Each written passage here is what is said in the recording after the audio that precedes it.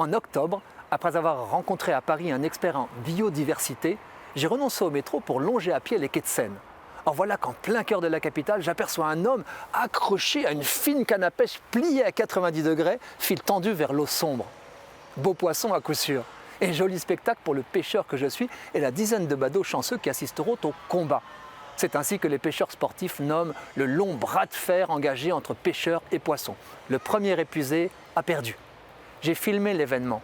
L'ombre de la bête apparaît, sa tête émerge, mais replonge jusqu'à ce que l'animal finisse par rendre les armes.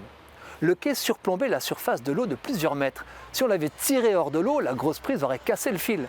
Le pêcheur attache donc une corde autour de sa taille, glisse sa canne dans un nœud coulant qu'il descend le long du fil et parvient à y faire passer la tête du poisson vaincu pour le serrer derrière les ouïes. Aussitôt remonté à 2, aussitôt mesuré 2,10 m. Vous avez bien entendu, un poisson de 2,10 m dort sous un pont au pied de Notre-Dame, plus de 70 kg. Il s'agissait bien sûr d'un silure, précisément un silure glane, espèce de poisson-chat géant à énorme bouche qui envahit nos cours d'eau. Peut-être avez-vous vu une vidéo de ce monstre d'eau douce s'échouant volontairement au bord du Tarn pour gober les pigeons venus s'y désaltérer. Couvert de mucus, l'animal est gluant, semble mou, mais il est robuste et montre une capacité de résistance qui réjouit les pêcheurs sportifs. À l'attitude des spectateurs parisiens de la Seine, on comprenait que la pensée animaliste était passée par là. Quelques gouttes de sang du poisson avaient coulé à cause de son hameçonnage.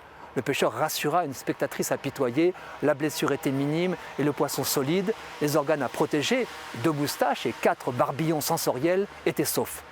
Adepte d'une no-kill, où le plaisir de ramener le poisson à la maison est remplacé par celui de le photographier puis de le relâcher, l'homme a fait glisser sa capture dans l'eau où elle disparut. Il espère la reprendre dans 1, 10, voire 20 ans. Silurius glanis peut peser 130 kg et vivre jusqu'à 60 ans. D'ici là, il aura continué sa vie de grand prédateur, tapé en embuscade au fond du fleuve, ravageur exotique d'espèces plus petites. Fallait-il laisser mourir le silure devant des citadins horrifiés? J'ai interrogé mon ami défenseur de la nature. Il aurait préféré qu'on le tue.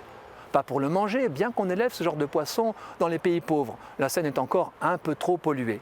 Mais pour éviter qu'il ne ruine davantage la biodiversité du fleuve. Nombre de passants auraient été choqués. Dans les couloirs du métro, un lobby animaliste nous a bien imposé ces affiches visant l'interdiction de la pêche à Paris, avec le slogan « Les poissons aussi souffrent, eux aussi veulent vivre ». Imaginons la censure si on avait remplacé le mot « poisson » par devinez. À entendre les animalistes, le paisible pêcheur à la canne est au mieux tortionnaire, au pire meurtrier. Bref, le silure peut assassiner tout un écosystème et nous, pauvres humains, n'aurions pas le droit d'y toucher. On nage sur la tête.